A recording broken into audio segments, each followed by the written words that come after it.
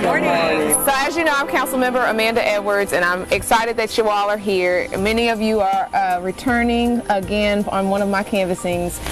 This canvassing in particular, we're trying to assess where some of our residents are 1 year out since the storm. And so basically now some of these cases have been closed due to non-responsiveness. So for us, we want to know, what does non-responsive mean? Is that an instance where you got someone to already, a cousin, a friend, a contractor to take care of it for you?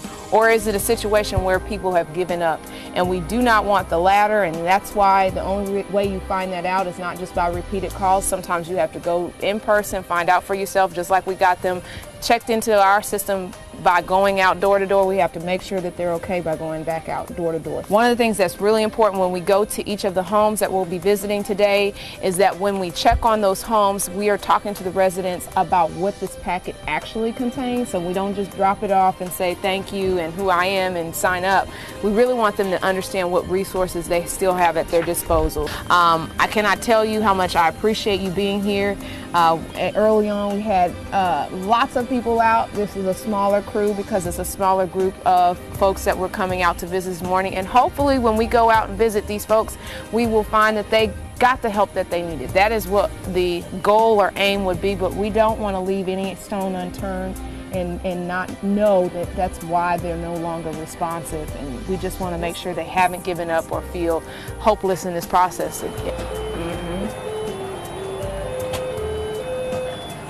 So we're in the Houston Gardens area, and this was one of the first places that we came out and did canvassing. My office organized volunteers from all over the city to do canvassing of the area to check on a lot of folks in this community, or senior citizens, for example. Check on them, make sure first and foremost they were okay. Second, make sure that they had information that they needed. So we prepared Harvey supply packets that we passed out, information about where to get free furniture, how to clean out your home, those just details like that, and then of course connecting them to the actual manpower and the services to actually help them through that process, the case management services to get their homes cleaned out, get their homes, those sheetrock removed, all of those pieces of the puzzle. And this area looked immensely different than it does today. At that time, it was weeks out after the storm, just a few, above my head, some of the homes had garbage piled up, and so each home had a tremendous amount of garbage just before we were able to get it picked up from the city. And so it looked like and it felt like a very different place. Okay, we'll be right there. We'll be there in a second. So what I wanted to do is explain to you kind of some of the resources that are available in terms of if you have questions about your Harvey Harvey, let's say you got denied, appeals, those kinds of questions. There are these neighborhood restoration centers where you can go. It has the times, locations where you can go and get questions answered. Any case management assistance, you can go there. There's also information in here about how to properly clean, so when y'all go in the back, y'all got still some stuff to do in the back bedrooms, and so we want to make sure that there's no mold situation going on, so you want to try to get that done very quickly, and so there's information there, but this is really important in terms of getting access to those home repairs. And so they can assist with that. They do, and they all do, like they can come take that sheetrock out and do all that kind of stuff that is a little overwhelming. And so they can do that. So tell me this, were you denied with your FEMA claims and that sort of thing? Or okay, I'm off on Richmond and Mesa. Okay. I lost everything. You lost everything. Okay, so you need this for you too. Okay. Well, if you get stuck, just always know, you can let us know if you get stuck, and you got folks here that can help you if you need any help. Thank you so much. You're welcome. Okay, y'all have a good one. Okay, good luck. A lot of the time when people stop answering the phone, sometimes it is because they got the help that they needed, but sometimes it's because they've given up and the process has become too complicated.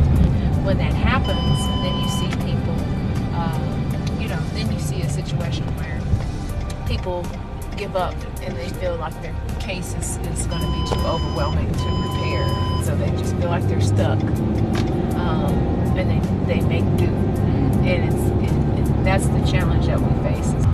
So this next house we're going to is someone we're going to be interviewing us, Miss Ozanne, can you just tell me a little bit about what you experienced as a result of Harvey in terms of flooding? Tell us a little bit about the background. I've been through this with Allison, of course, you know, which was, 17 years ago? No matter how you prepare, you just don't expect it. But when it comes, it comes. About how much did you get in? I had about a foot of water. Okay. Some of my neighbors to the back got. And you were here? Yes, we were here. We didn't relocate till after. Okay. We had to get out. But we came back, and then, of course, all we could do was just get started. Have you seen neighbors who have struggled in terms of not being quite as proactive as maybe you have been? Yes, yes. And so how are they getting help, or are they getting help? They are getting help, and like I said, you just have to be proactive. You have to have some patience. Mm-hmm. It's not going to happen overnight. Mm-hmm. Was it stressful? It came and went. It came and went. But when you're used to living life and going through things, you always know that you just can't give up. Yeah. You have to keep going on. It's going to be okay. Yeah. And that's one of the things I've learned through life. Is that things going to happen. And so it looks like you've gotten a lot of progress made in your home. Mm-hmm, very much. So you had to gut out the walls. Mm-hmm. You now are in the appliances stage. Mm-hmm. Is that where you are? That's so right. You're getting your new appliances. Yes, ma'am. So you're almost ready. Call 311. Call 211. Mm-hmm. They're there. They'll help you. They'll take your information. You just have to have patience. It's mm-hmm. just going to take some patience. Mm-hmm. And give them a chance, and you work with them, and you'll see some progress. Mm-hmm. It may not be 100%, but it's better than what it was. House, like you can see Miss Ozanne, she's gotten the help that she needs. She seems extremely resourceful, very proactive. She kept talking about that during her interview, proactive. So, but in circumstances where you have folks that can't be quite as proactive, and you see behind the walls that they have some more severe challenges. Sure. Either they pay their own through their own savings expenses to hire contractors, or they've gotten volunteer resources or nonprofit case management assistance and nonprofits to assist them. Sure. The challenge with that is of course, when you look from the exterior at Houston, you think everything's already been done. Right. And so, those philanthropic dollars don't flow quite as fast as they used to.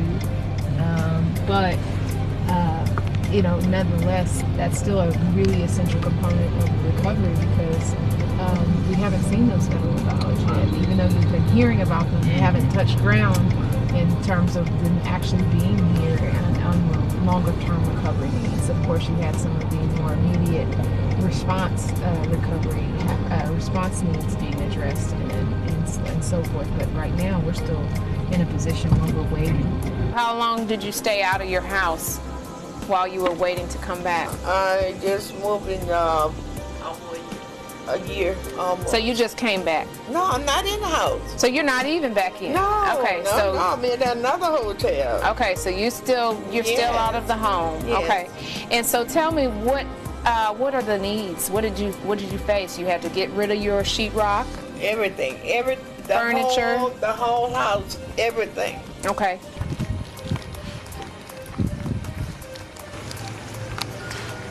That's mold. They're starting to retile this one. Looks like they have new carpeting.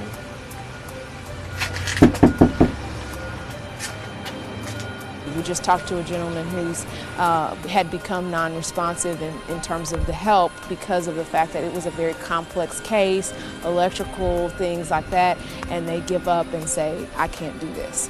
And so we don't want any Houstonian being left behind in that way, and we want them to know that there's support for them. Don't feel overwhelmed by the process. It's a very long road ahead of them, and it's a complex road. And I think a lot of times people think about the initial volunteer response, and then they think that now all is well. And just because we've cleaned up the exterior doesn't mean the interior is in the shape that we need for people to remain safe, healthy, and of course get back to really recovering and back to their lives. Can you tell me about the importance that you have witnessed of having the volunteer-based organizations, nonprofit organizations that have assisted in this effort? Well, Councilmember Edwards, I'm very grateful for the organizations, not only the St. Bernard Project, but Team Rubicon and all the others that are in the Houston area, in these Houston neighborhoods, going into the neighborhoods and understanding what the people of the community really, their needs. The most important need was the housing, and everybody just, all the organizations just coming together, and you know, I'm sure a lot of people are grateful, but I'm very grateful for everything that the organization has done. And I'm grateful for council members like you who come into the community and see what's going on and talking to the people and relating to the people for to bring awareness not only to the country but to those in Washington and Austin and Houston government, to let them know, hey, this is actually happening. This is actually what's going on in the communities. And the thing is, Billy, I mean, you've managed to get a lot of assistance from wonderful groups, Yes. but a lot of people still haven't. Can you give some insight about what you know about some of your neighbors, what's happened around you in terms of needs that might still exist? I hear all the time a lot of things, they have not started on my house, or FEMA did not give me enough money, not even to replace one room, with the prices that a lot of the contractors are asking for, just for a kitchen and a restroom to be fixed. And it kind of, my heart goes out to them, because my God, these people just want to live. They just want their houses back. And on top of that, I think the more deeper issue has to be, do something about the flooding. Why is it taking so long? It's been over 18 years since the first flood, Tropical Storm Allison, and people are still getting flooded. I mean, in Corrigan, in South Houston, Corrigan South is still gets flooded with a few raindrops. The Meyerland area gets flooded. Our bios get flooded real easily.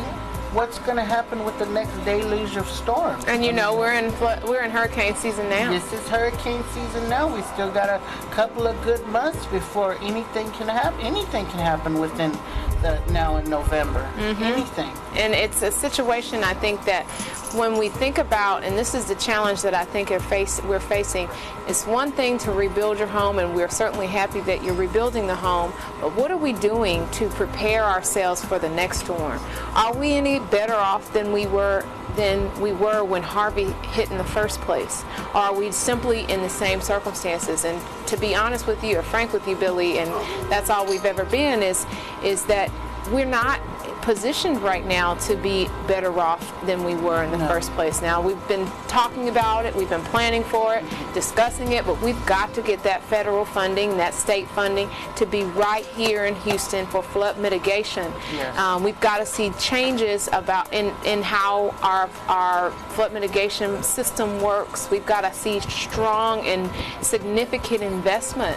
And so, yes, I'm proud and I'm happy for you that you've gotten your house in much better condition than it was the last time I was here.